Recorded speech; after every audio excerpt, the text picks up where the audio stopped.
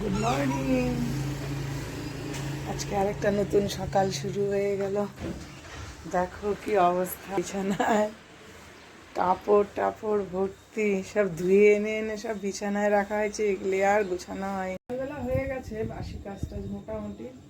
এখন এই যে ধোয়া কাপড়গুলি গুছাইনি, এগুলি সব গুছাবো, তারপরে স্নান করব, পুজো দেব, তারপরে শুরু আবার রান্না।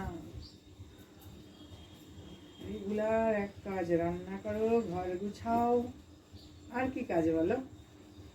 এইসব কাজ নিয়েই আছি। কাপড়গুলো গুছিয়ে নিয়ে কালকে ধুলাম সব, আজকে এগুলি গুছাবো। ইচ্ছা করে না গো, ধুতে ভালো লাগে, গুছাতে ইচ্ছা করে না। ধোয়াতে কষ্ট নাই না, ওয়াশিং মেশিনে দিয়ে দাও, নিজে নিজেই ধুয়ে বেরিয়ে আসবে। গুছানোটার জন্য যদি একটা মেশিন বেরোতো ভালো ছিল, তাই না? আরো অলস। গুছানোটাই ভালো লাগে না। আমার সবচেয়ে বেশি কি ভালো লাগে বলো তো? রান্না করতে। অন্য কাজ করতে অতটা ভালো লাগে না, রান্না করতে ভীষণ ভালো লাগে।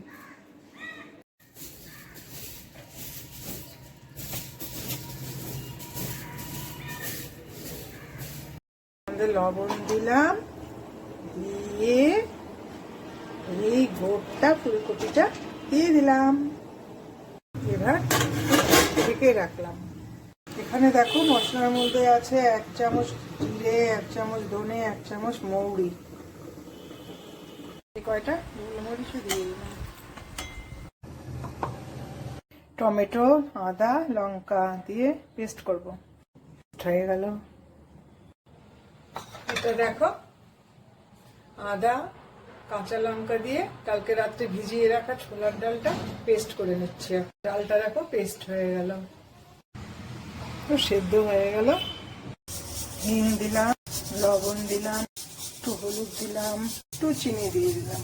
গুঁড়াটা করছিলাম না, জিরা, মৌরি, ধনে, গুঁড়াটা দিলাম, ভালো করে মেখে নিলাম। তেলটা গরম হয়ে গেল, এখন ছোট্ট ছোট্ট করে বড়া করে দিব।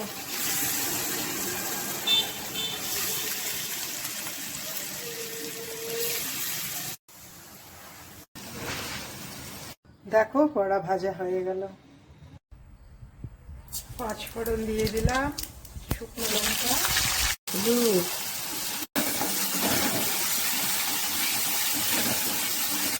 লবণ, এবার একটু চিনি দিয়ে দিলাম,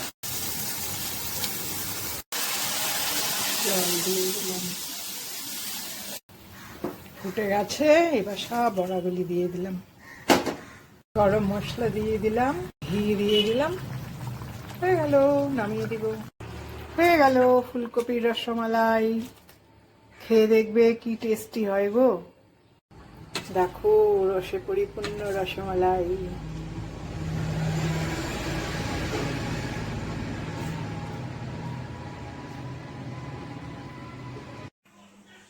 একবার রান্না করে দেখো, সেই ভালো লাগবে গো, হেভি টেস্টি হয়। আমি নিজে রান্না করে নিজেই বলি। জল বসালাম, জল ফুটে গেল, এবার চাল দিয়ে দিব।